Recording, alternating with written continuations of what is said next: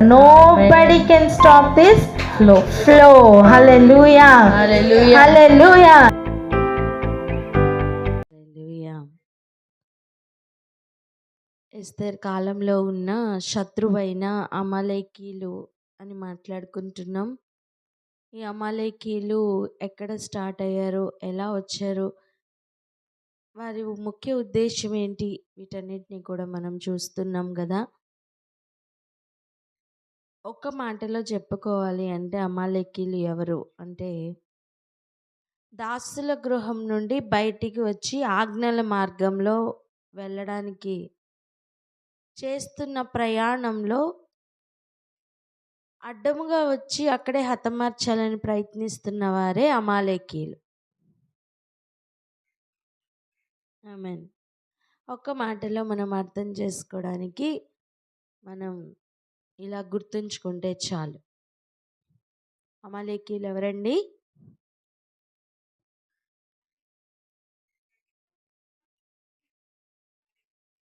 ఆజ్ఞల మార్గంలో నడుస్తున్న వారిని హతమారుస్తున్నవారు. చెప్పండి ఎవరు?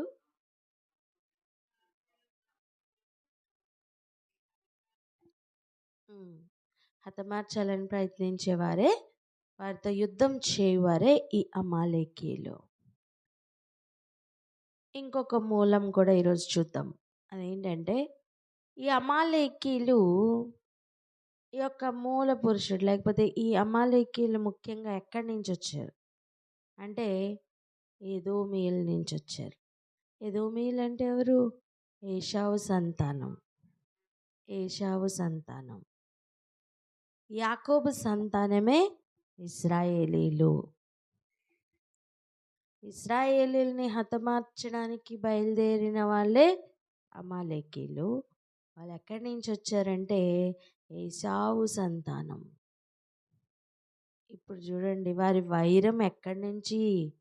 వారి వైరం అది ఏదో భూమి మీద స్టార్ట్ అయినట్టుగా అనిపించట్లేదు, గర్భంలో నుండే ఉన్నట్టుగా అనిపించట్లేదా? గర్భంలో నుండే వారి వైరం ఉంది. ఎలాగైతే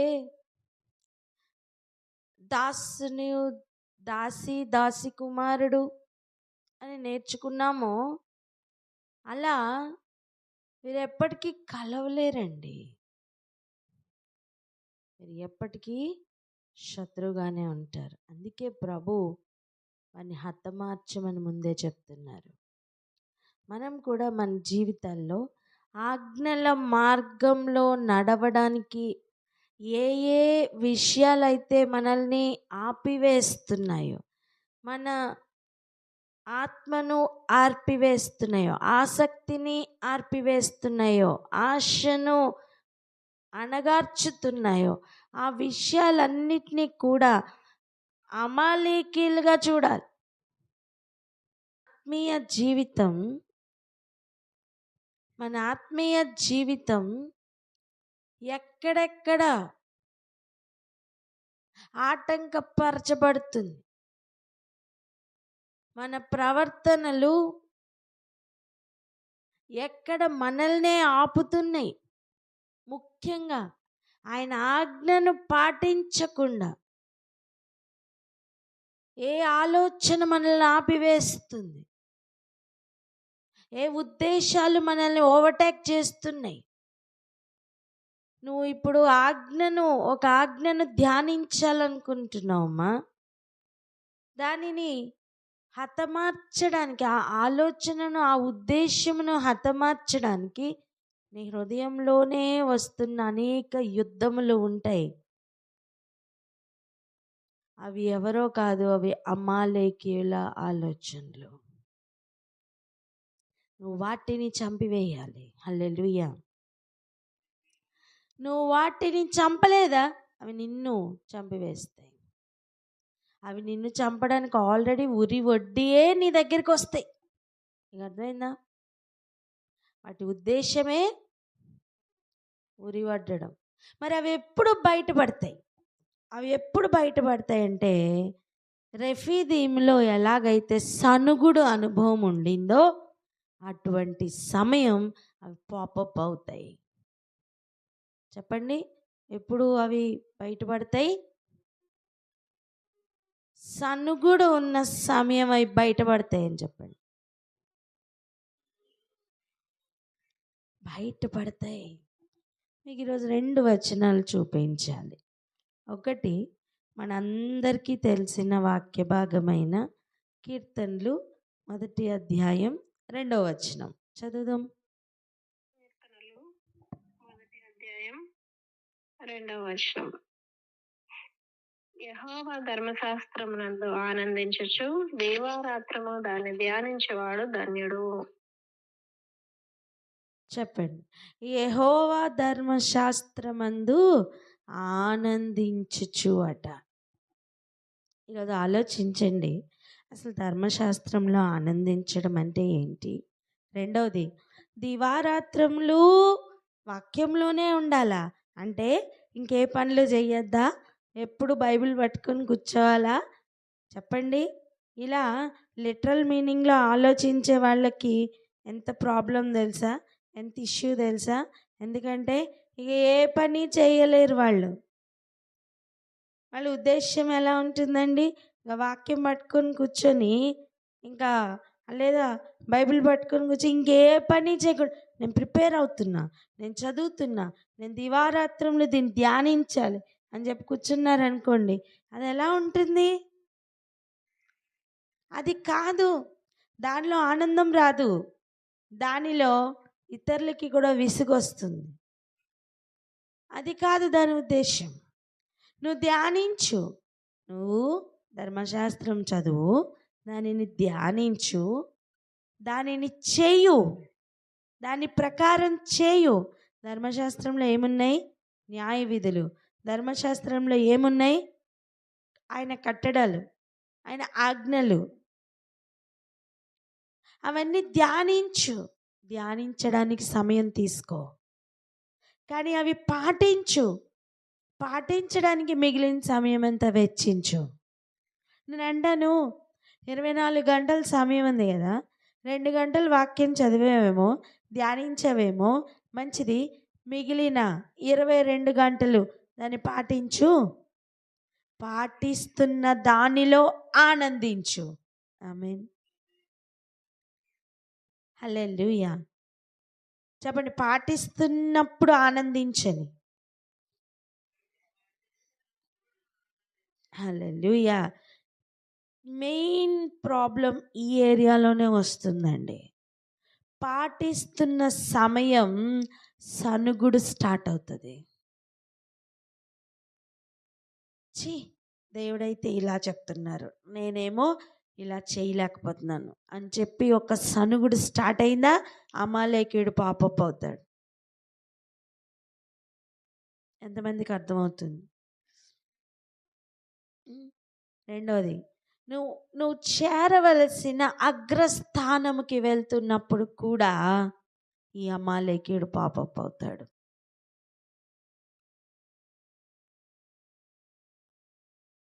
కేవలం ఒక్కటే ఉద్దేశం, ఆజ్ఞల మార్గంలో నడుస్తున్న వాళ్ళని చంపివేయాలన్న ఆలోచన మాత్రమే కలిగి ఉన్న ఈ అమాలేకీయుల ఈ ఆలోచనలన్నిటినీ కూడా చంపివేయాలి అంటే ఒక్కటే దారి, ప్రార్థన.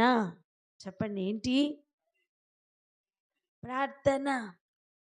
నేను అంటాను, మనం వాక్యం చదివి నేర్చుకున్న దానికి, మనం దాన్ని చేయుటకు, దాన్ని ఆనందిస్తూ చేయుటకు మధ్యలో ఉన్న ఒక బ్రిడ్జ్, మధ్యలో ఉన్న ఒక గ్యాప్, దాన్ని సరిగా ఫిల్ చేసేది ఏదైనా ఉందంటే అది ప్రార్థనే.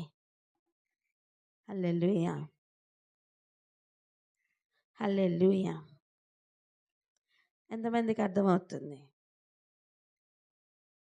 హల్లెలూయా. ఇక్కడే ఆగి ఒకసారి ప్రార్థన చేద్దామా? ఒక్కొక్కసారి మనం ప్రార్థన ఎందుకు చేస్తున్నామో ఇప్పుడు అర్థమవుతుందా? మనం ఆజ్ఞలు నేర్చుకుంటున్నాం, కానీ చేయుటకు సిద్ధపడుతున్నప్పుడు ఆ మధ్యలో కరెక్ట్గా ఆ బ్రిడ్జ్ మీదకి ఎక్కినప్పుడు, ఆ ప్రార్థన అనే బ్రిడ్జ్ మీదకి ఎక్కినప్పుడు మనం ఈ కొండ కొన నుండి ఆ కొండ కొన మీదకి ఎక్కగలం. నేను అంటాను, ఇక్కడ బ్రిడ్జ్ ఎందుకు కావాలండి? ఈ దరి నుంచి ఆ దరికి తీసుకెళ్ళడానికి, అంతే కదా.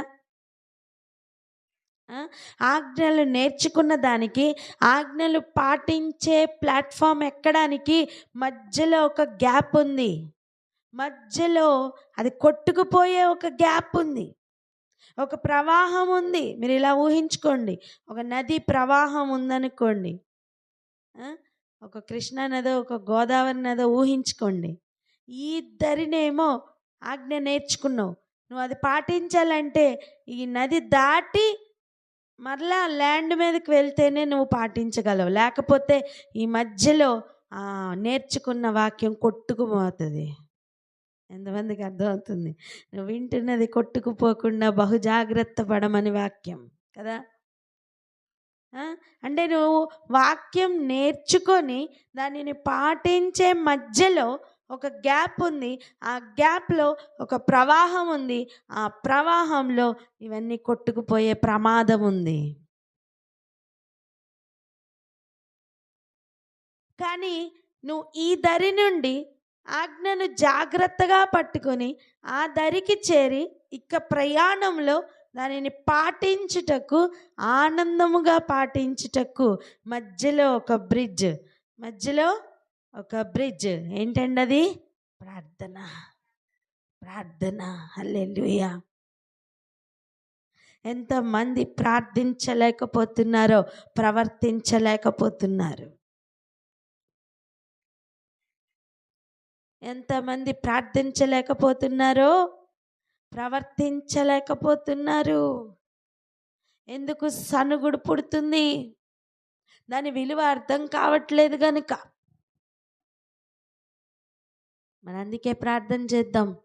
ఇదిగో ప్రభా, మా అందరి జీవితాల్లో, మాకే కాదు, మీ ఆజ్ఞ ప్రకారం నడవాలి అని తీర్మానం తీసుకుంటున్న ప్రతి ఒక్కరి జీవితంలో ఈ సనుగుడు అనేది కొట్టుకుని పోయి ఆనందంతో ప్రతి ఒక్కరు నింపబడాలని ప్రార్థన చేద్దాం. హల్లెలూయా. ప్రవాహంలో ఏం కొట్టుకుపోని? సనుగుడు కొట్టుకుపోని. ఇంతవరకు నీ ఆనందం కొట్టుకుపోయింది. నువ్వు వింటున్నప్పుడు ఆనందంగా స్వీకరించావు, పాటించడానికి ప్రాబ్లమ్స్ ఎదుర్కొంటున్నావు. కానీ ఇప్పుడు కొట్టుకుపోవడానికి నువ్వు సనుగుడిని వదిలేయి ఆనందంగా పాటిస్తావు. హల్లెలూయా. ప్రార్థన చేద్దామా? అందుకోండి ప్రార్థన.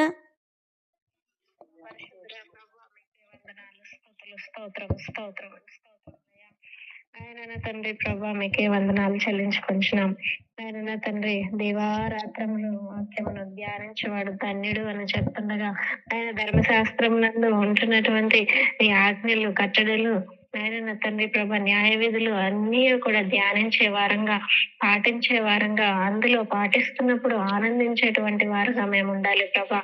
మధ్యలో నా తండ్రి ప్రభా, ఆయన ధ్యానించిన తర్వాత పాటించటలో ఆనందం లేకుండా ఆయన తండ్రి ఆ సనుగుడు అనేది స్టార్ట్ అయ్యి ఆ అమాలేకీయుడు ద్వారా ఆ సనుగుడు వలన నా తండ్రి ప్రభా అమాలేకీయుడు పాపపు అవుతుండగా అట్టిది ఎక్కడ ఉండకుండా ఆయన నా తండ్రి ప్రభా సనుగుడు కొట్టుకొని పోవాలి ప్రభా. మా అందరి జీవితాల్లో మీ ఆజ్ఞ పాటించాలని ఎవరైతే తీర్మానం తీసుకుంటున్నారో, ఆజ్ఞల ప్రకారం నడవాలని ఆశపడి ఆయన ఆజ్ఞల మార్గంలో వెళ్తున్నారో వారందరి జీవితాల్లో కూడా సనుగుడు కొట్టుకొని పోవాలి ప్రభా. ఆనందముగా నా తండ్రి ప్రభా వాక్యమును స్వీకరించి ఆనందముగా పాటించేటువంటి వారుగా ఆయన తండ్రి ఆ జాయ్ఫుల్ ప్రొసెషన్ లో ప్రతి ఒక్కరూ వెళ్ళడానికి ఆశీర్వదించండి ప్రభా. మీకు వందనాలు, స్తోత్రములు తండ్రి. ఆయన ఏ రీతిగా నా తండ్రి ప్రభా ధ్యానించడానికి, వాక్యము ధ్యానించడానికి, వాక్యమును పాటించడానికి మధ్యన బ్రిడ్జ్ గా ఉన్నటువంటి ప్రార్థన ద్వారా నా తండ్రి ప్రభా ప్రతి ఒక్కరము ఆయన నా తండ్రి సన్నుగుడు కొట్టుకొని పోవాలి. ఆనందంతో వాక్యమును స్వీకరించి వాక్యానుసారమైన జీవితమును జీవించుటకు, పాటించుటకు మీ కృపనిమ్మని యేసు నామములో అడిగి ప్రార్థించి పొంది ఉన్నాము తండ్రి. ఆమేన్. హల్లెలూయా. సో ఈ ఆజ్ఞల మార్గంలో మనం ధ్యానించాలి, ఆజ్ఞను ధ్యానించాలి. ఆజ్ఞల మార్గంలో వెళ్ళేటప్పుడు ఆనందించాలి. ఇలా చెప్దామా? ఆజ్ఞను ధ్యానించాలి, ఆజ్ఞను పాటించుటలో ఆనందించాలి. ఆమేన్. అప్పుడు మనకి ఏం దూరం అయిపోతుందండి? సనుగుడు దూరం అయిపోతుంది. హల్లెలూయా. సనుగుడు దూరం అయిపోతుంది. హల్లెలూయా. ఉపవాసం ఉండమని చెప్తున్నప్పుడు ఒక సనుగుడు పుడుతుందా నాన్న? ఈరోజు అది దూరం అయిపోవాలి. ఆమేన్.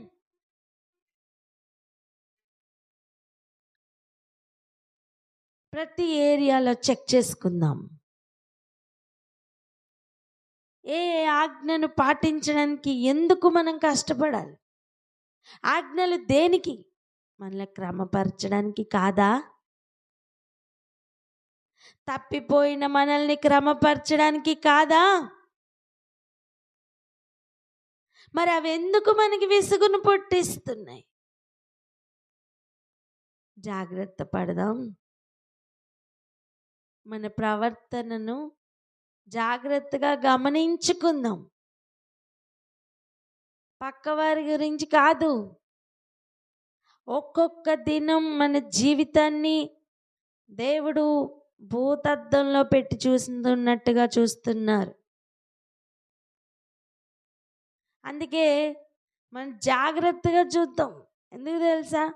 ఒక బిడ్డ ప్రశ్నకు సమాధానంగా రాస్తూ తన ఆన్సర్ షీట్ కంప్లీట్ చేసి ఇన్విజిలేటర్ చేతిలో పెట్టేస్తే ఇక మార్కులు మాత్రమే మిగిలి ఉంటాయి కదా వేయడానికి. అలా ప్రతి దినం మన జీవితం ముందుకు వెళ్ళిపోతుంది. దాని అర్థం జీవితం అయిపోయిందని కాదు, ఆ దినం ఆయన చేతికి వెళ్ళిపోయింది. తీర్పు కోసం అది నిలబడుతుంది. ఇన్ని దినాలు సణుగుతూ గొణుగుతూ ముందుకు వెళ్ళామేమో, కానీ ఇక ఈ రుచి చూద్దాం. ఆనందిస్తూ ప్రయాణిస్తున్న రుచి. హల్లెలూయా. చెప్పండి, ఆనందిస్తూ ప్రయాణిస్తున్న రుచి చూద్దామని. హల్లెలూయా. నీ దేవుడైన యెహోవాకు తప్ప ఇంకెవరికి మొక్కద్దు అని ఒక ఆజ్ఞ. దానిని పాటిస్తున్న మొర్దెకై వెంటనే ఎవరు పాపప్ అయ్యారు? మళ్ళీ అమాలేకీయుడు. కానీ ఇక్కడ విషయం ఏంటో తెలుసా? తన ఊరి తానే సిద్ధపరచుకున్నాడు. హల్లెలూయా. నువ్వు అదే ఆజ్ఞను పాటించడానికి సణిగావనుకో, నువ్వు ఓడిపోతావు. మన చేతిలో నువ్వు ఓడిపోతావు. అలా కాకుండా ఆ ఆజ్ఞను పాటించడానికి కన్సిస్టెంట్గా నిలబడు, శత్రువు ఓడిపోతాడు. ఆమేన్. నీ చుట్టూ ఫేవరబుల్ కండిషన్స్ ఏవి కనబడట్లేదా? అయినా ఆజ్ఞ కొరకు నిలబడు. నువ్వు ధ్యానించిన ఆజ్ఞ, ఆ ఉపదేశం, ఆ దీపం, ఆ వెలుగులో నిలబడు. చుట్టూ ఉన్న చీకటి పారిపోవాల్సిందే. అంత బలంగా దేవుడు ఆజ్ఞల మార్గంలో నడుస్తున్న వారిని నడిపించాలని. హల్లెలూయా. నడిపించాలని ప్రార్థనలో ఉండమంటున్నారు.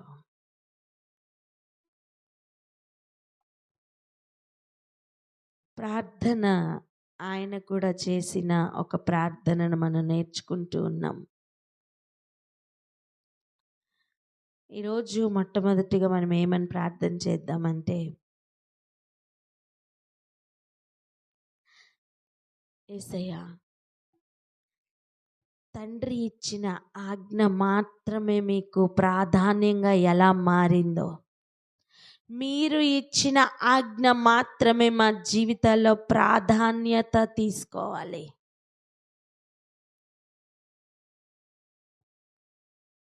అర్థమైందా?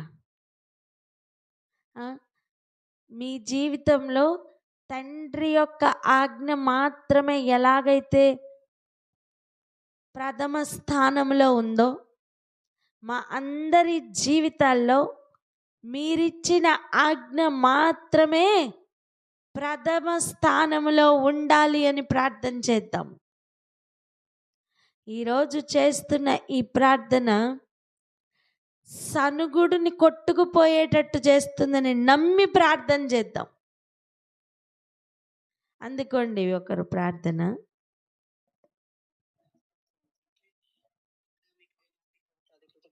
చెల్లించుకుంటున్నామయ్యా. అవును తండ్రి, యేసయ్యా ప్రభు, ఆజ్ఞలు కట్టడలు తండ్రి నాయన అయ్యా ప్రభు, మీ చేతి వ్రాతతో మాకు ఇచ్చి ఉన్నారు తండ్రి. మీకు వందనాలు, స్తోత్రములు చెల్లించుకుంటున్నామయ్యా. అయ్యా ప్రథమ ఆజ్ఞ అయిన ఏదైనా వనంలో తండ్రి నాయన అయ్యా తినవద్దు అన్న ఫలమును తిని ప్రభు యేసయ్య ఆజ్ఞను మీరిన తండ్రి నాయన ప్రభు, ఆ యొక్క మొదటి ఆదామును తండ్రి నాయన ప్రభు యేసయ్యా తండ్రి నాయన ఆ యొక్క తంత్రము, ఆ యొక్క తండ్రి మాట విననిక తనను తండ్రి కొట్టివేయటకు అయ్యా అయ్యా తండ్రి కడపటి ఆదాముగా మీరు వచ్చి నాయన ఆజ్ఞలను సరిచేసి తండ్రి చెప్పినదే నేను చెప్పుచున్నాను తండ్రి, నాకు ఏమి చెప్పుచున్నారు అవి చెప్పుచున్నాను తండ్రి, నాకు ఏమి చూపిస్తున్నారు అవే నేను చేస్తున్నానని ప్రభు యేసయ్యా తండ్రి ఆజ్ఞ పాటించుటయే నాకు ప్రాధాన్యమని అయ్యా ప్రభు తండ్రి నాయన ప్రభు సిలువకు అప్పచెప్పుకోమంటే సిలువకు అప్పచెప్పుకున్నారయ్యా. అయ్యా ప్రభు ఏ మార్గంలో వెళ్ళమంటే ఆ మార్గంలో వెళ్ళారయ్యా. ఎక్కడ చెప్పమంటే అక్కడ చెప్పారయ్యా. ఎక్కడ ఏది చేయవద్దంటే అక్కడ చేయలేదు తండ్రి నాయన యేసయ్యా. అయ్యా తండ్రి యొక్క చిత్తము నెరవేర్చుటయే అయ్యా మీకు ఆహారమై ఉంటుండగా అట్టి రీతిగా మీరు నడచి తండ్రి నాయన మార్గమును సిద్ధపరిచి ఉండగా అయ్యా మీ బిడ్డలుగా తండ్రి నాయన మేము కూడా ప్రభు యేసయ్య తండ్రి మీరిచ్చిన ఆజ్ఞయే తండ్రి నాయన మాకు ప్రాధాన్యమగునట్లుగా తండ్రి నాయన ఆ మార్గంలోనే నడచి నాయన ప్రభు తండ్రి యొద్దకు చేరాలంటే నేను తప్ప ఇంకొక మార్గము లేదు అని పలికిన రీతిగా తండ్రి నీ మార్గంలోనే నడిచిన ఆయన ప్రభు యేసయ్య తండ్రి యొద్దకు చేరుటకు మాకు సహాయం చేయమని ప్రార్థిస్తున్నామయ్యా. ఆజ్ఞల మార్గంలో నడుస్తూ ఆనందిస్తూ అయ్యా రుచి చూచే కృపను మాకు దయచేయమని వేడుకుంటున్నామయ్యా. అయ్యా తండ్రి ఆటంకంగా వస్తున్న ఏ అమాలేకుడి తంత్రములను ఆ చీకటిని కొట్టివేయటకు తండ్రి ప్రార్థన అయిన ఆయుధమును పట్టుకొని ప్రభు యేసయ్య తండ్రి బలముతో శక్తితో తండ్రి నాయన యేసయ్య అయ్యా అద్దరి చేరుటకు తండ్రి మీరు మా కృప దయచేయమని, మీరే మహిం పొందుకోమని, మీ బిడ్డలుగా మమ్మల్ని బలపరచమని, మమ్మల్ని ఆశీర్వదించమని యేసయ్య అతి పరిశుద్ధ నామమున ప్రార్థించి వేడుకొని పొంది ఉన్నాం తండ్రి. ఆమేన్. ఆమేన్. హల్లెలూయా. సో ప్రార్థనలో పొందే విజయం ఎంత గొప్పదో గమనించండి. సనిగి దేవునికి కోపం పుట్టించినప్పటి వారి వలె ఉండొద్దని ఇప్పుడు ఉన్న జనరేషన్కి ఆజ్ఞ.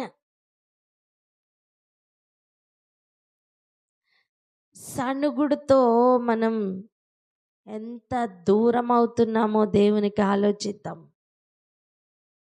అందుకే ఈరోజు మన జీవితాల్లో నుంచి ఏది వెళ్ళిపోవాలి?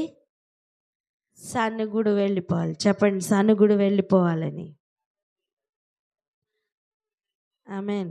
మన జీవితాల నుంచి ఏది దూరం అవ్వాలి? సనుగుడు వెళ్ళిపోవాలి. సనుగుడు దూరం అవ్వాలి. చాలా ముఖ్యమైన ఒక వచనం చదువుకుందాం. హెబ్రీ పత్రిక 3వ అధ్యాయం 8వ వచనం.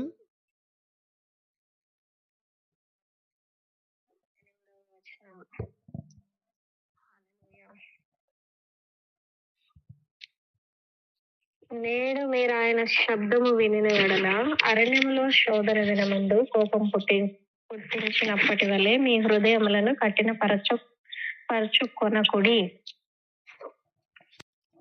హల్లెలూయా. ఎలా అంట? నేడు. ఏనాడు? నేడు, ఈరోజు మీరు ఆయన శబ్దం వింటున్నారా? ఈ వాక్యం హృదయంలోకి నాటుతుందా? నాటపడుతుందా? ఈ వాక్యం హృదయం లోతుల్లోనికి వెళ్తుందా? ఈ శబ్దం హృదయంలోకి వెళ్తుందా? అయితే అరణ్యంలో శోధన దినమందు, అరణ్యంలో శోధన దినం ఎప్పుడొచ్చిందండి? తిండి లేనప్పుడు వచ్చింది. అరణ్యంలో శోధన దినం ఎప్పుడు వచ్చిందండి? నీరు లేనప్పుడు వచ్చింది. అప్పుడు వారు ఏం చేసి కోపం పుట్టించారు? సణిగి కోపం పుట్టించారు. ఏం చేసి కోపం పుట్టించారు? సణిగి కోపం పుట్టించారు. అప్పటి వలె మీరు హృదయములను కఠిన పరచుకొనకుడి. హల్లెలూయా. అంటే ఏం చేయాలి? ఆనందిస్తూ దాన్ని స్వీకరించాలి. ఇంకొక మాట కూడా చూడండి, 10వ వచనం కూడా చూడండి, నేను చదువుతున్నాను. కావున నేను ఆ తరము వారి వలన విసిగి, అంటే ప్రభు ఏం కోరుకుంటున్నారు? మన తరం వారి వలన విసగకూడదు అని కోరుకుంటున్నారు. వీరెల్లప్పుడూ తమ హృదయాలోచనలలో తప్పిపోవచ్చున్నారు. అంటే ఏం కోరుకుంటున్నారు ప్రభు? మీ హృదయాలోచనలో తప్పిపోవద్దు అని కోరుకుంటున్నారు. అంతేకాదు, నా మార్గములను తెలుసుకొనలేదు. అంటే ప్రభు మన గురించి ఏం ఆలోచిస్తున్నారు? నా మార్గములు తెలుసుకోండి అని. ఆమేన్. మీకు అర్థమవుతుందా? వారిలా చెయ్యొద్దు అంటే మరేం చెయ్యమని కూడా అక్కడే ఉంది. అది అన్స్పోకెన్ అండి. వారిలా చేశారు, వారిలా చెయ్యొద్దు అంటే ఏంటి? చెప్పకనే చెప్తున్నారు ఇలా చేయమని, ఆపోజిట్లో చేయమని. హృదయములను కఠినపరుచుకోవద్దు అంటే ఏం చేయమని?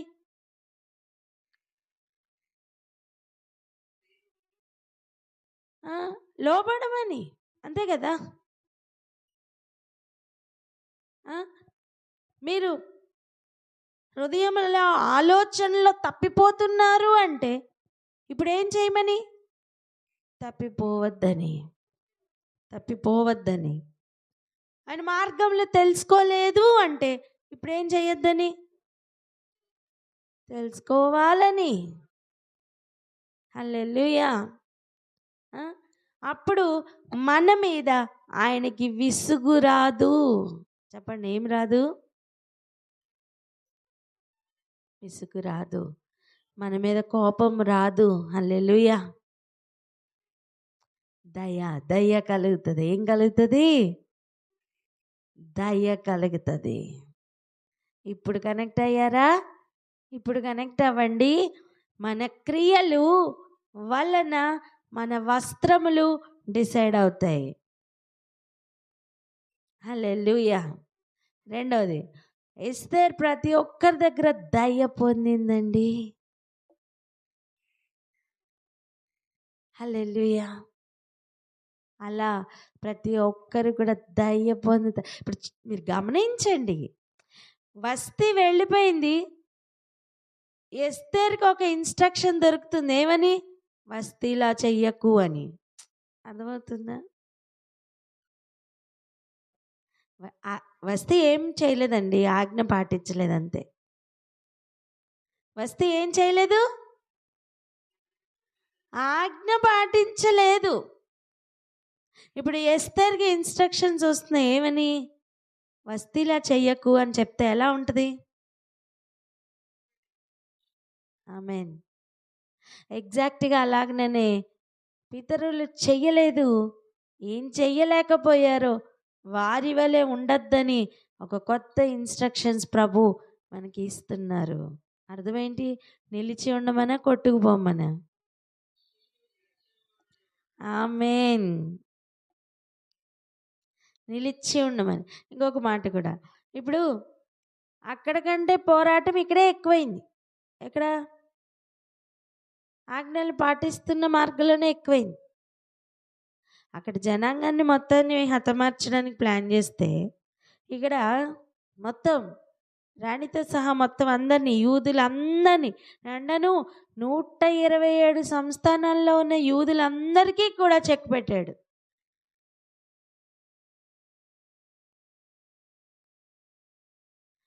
కానీ ఆ రోజు చేసిన ఉపవాస ప్రార్థన, హల్లెలూయా, తన ఊరి తనకే వచ్చినట్లుగా జరిగింది. ఇదంతా ప్రాసెస్ జరగడానికి ఆజ్ఞల మార్గంలో నడవడం ముఖ్యం.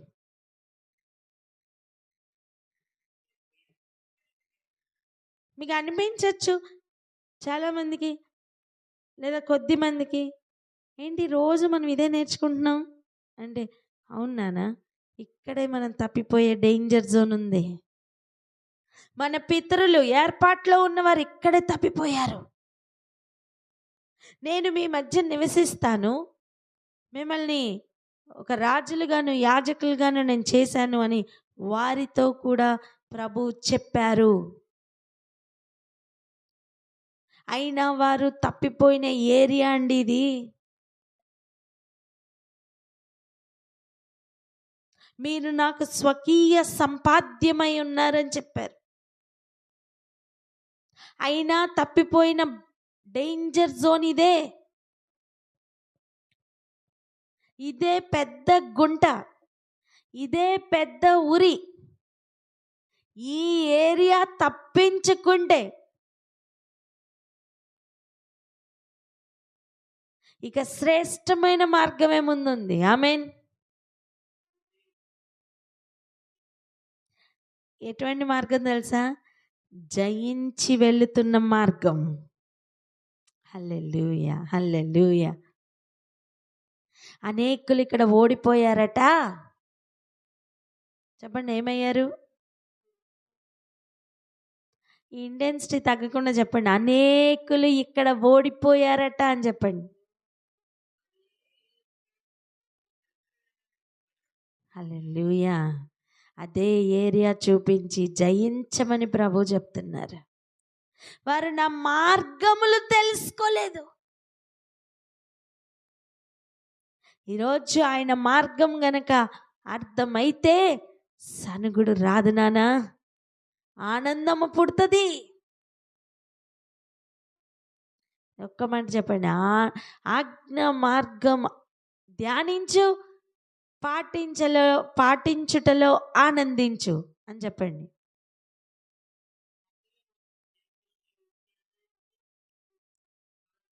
పాటించుటలో ఆనందించు.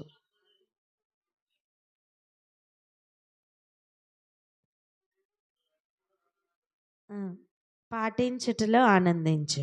ఆమేన్, ఆమేన్, ఆమేన్, ఆమేన్. ఈరోజు దాని కొరకే ప్రార్థన చేద్దామా? ఎన్ని ఆజ్ఞలు మనం పాటించలేకపోతున్నామో, ఏ ఏ ఏరియాలో మనం ఓడిపోతున్నామో అవన్నీ ఒకసారి స్వపరీక్ష చేసుకొని ప్రార్థనలోకి వెళ్దాం. ఇక ముందున్న మార్గం శ్రేష్టమైన మార్గం. మనం అది ధ్యానిస్తున్నప్పుడు మనకు అర్థమవుతుంది. కానీ ఈ రోజుకి ఈ చెక్ చేసుకోకుండా, ఈ రోజుకి మనం సనుగుడిని కొట్టుకుపోవడానికి ఈ ప్రవాహంలో వదిలేయకుండా మనం నెక్స్ట్ ఉన్న ప్రయాణం చేయలేం. ఇంకొక మాట వినండి, అరణ్యంలో శోధన దినం అని చెప్తున్నప్పుడు వారికి ముఖ్యంగా వచ్చిన శోధన ఏదో కాదు, ఆహారం, నీరు. ఒక మాట చెప్పనా, అందులో ఓడిపోయిన వాళ్ళే ఈ అమాలేకీలు.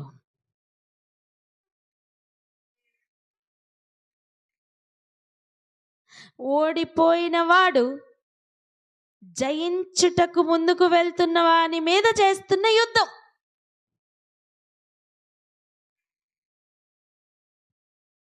ఒక్క పూట కూటి కొరకు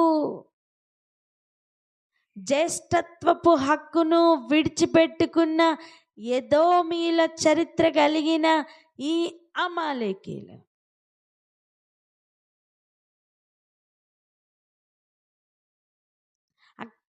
ఎక్కడ పోగొట్టుకున్నామో అక్కడే వెతుక్కోడానికి దేవుడు అవకాశం ఇస్తున్నారు.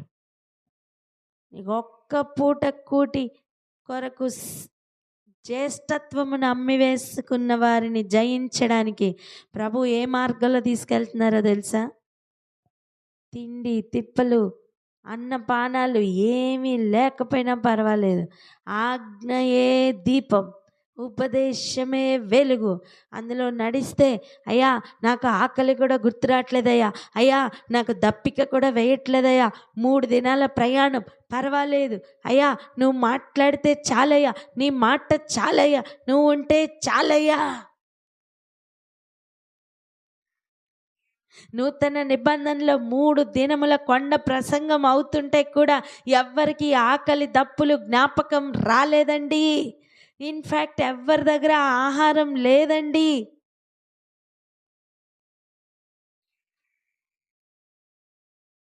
ఎవ్వరిలోనూ సనుగుడు రాలేదండి. వారు చూసిన మహిమ ఎలా ఉండిందో తెలుసా? 5 రొట్టెలు 2 చేపలు మాత్రమే ఉంటే వచ్చిన 5,000 మంది పురుషులకి సరిపోయింది, మిగిలిన స్త్రీలకి సరిపోయింది, పిల్లలకి సరిపోయింది. అయినా గంపలకి ఎత్తితే 12 గంపలు మిగిలాయట.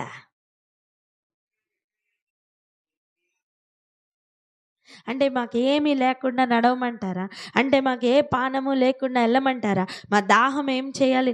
ఇవన్నీ సనుగుణ్ణి కొట్టుకుపోవడానికి అలౌ చేయి. నెక్స్ట్ ఉన్న మార్గం యేసుతో ఉండే మార్గం.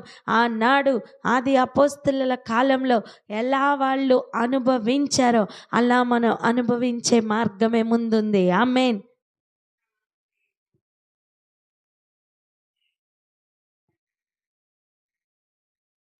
మినిమల్ బేసిక్ నీడ్స్ దగ్గర వస్తున్న శోధనలు నిన్ను జయించుటకు నిలబెట్టడానికే. ఆమేన్. అలా ఓడిపోయిన పితరులను చూపిస్తున్నారు. ఓడిపోయిన పితరులు జయించుటకు మరలా ఆజ్ఞల మార్గంలో వెళ్తున్న వారికి వారి మీద యుద్ధం చేస్తున్నారు. వారు జయించరండి, వారు జయించరు. హల్లెలూయా. అసలు ఆలోచించండి, దేవునికి కోపం పుట్టించిన వారే ఓడిపోలేదంటే దేవునికి శాంతిపరచడానికి బయలుదేరిన వారు ఓడిపోతారా? హల్లెలూయా. గ్రహించుదురుగాక.